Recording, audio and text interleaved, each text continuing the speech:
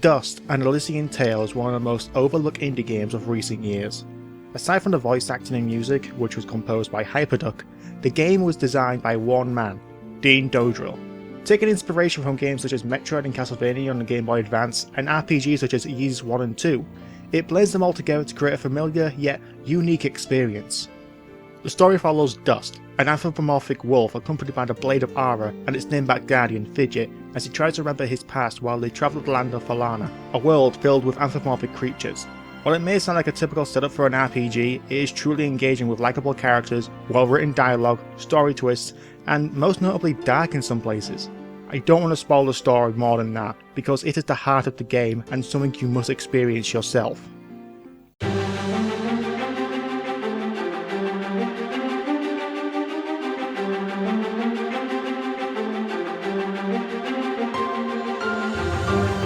As I said earlier, the game is designed to be like Metroid or Castlevania. Huge open areas with several branching paths to secrets and hidden collectibles. The combat may have some influence from Golden Axe as a mindless button masher, but to me it's more akin to Devil May Cry with its swordplay and stylish combos. Plus you can combine your special attacks with Fidget's magic to create devastating blasts that will increase your combo. Furthermore, you can obtain power-ups such as a quick dodge and a double jump. While the combat may not be as deep, it's still fluent and enjoyable enough to not be a deal breaker as you plow through various enemies that get stronger as you progress. The RPG elements are basic.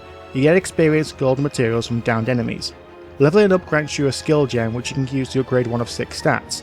Assigning stat increasing items is again not as deep as other games, but is encouraged through blacksmithing and from blueprints and the materials you collected.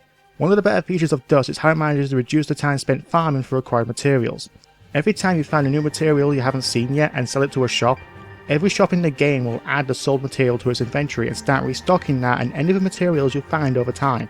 Yes, they do cost quite a bit, but it's better than going back and forth for grinding X amount of Y.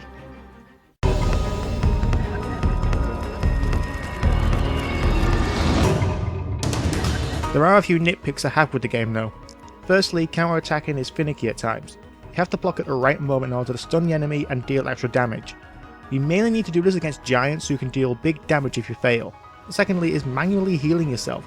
Now I'm not against healing yourself on the go, but when you run out of a certain healing item, you have to manually reassign another. And finally, performing quick time events to open a chest.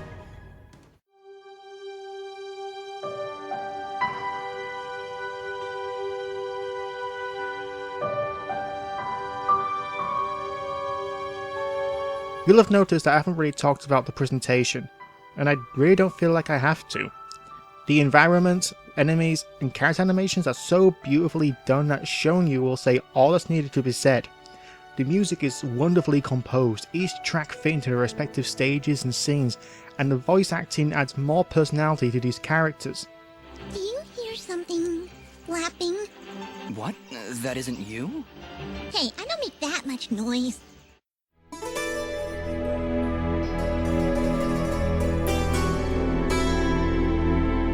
Dust and Elysian Tail is an experience like no other. It takes familiar elements you've seen before and combines them. It is a long game, but not at any point was I bored. Though it has a few hiccups, this game is a work of art that should not be ignored. I rate this game 9 out of 10.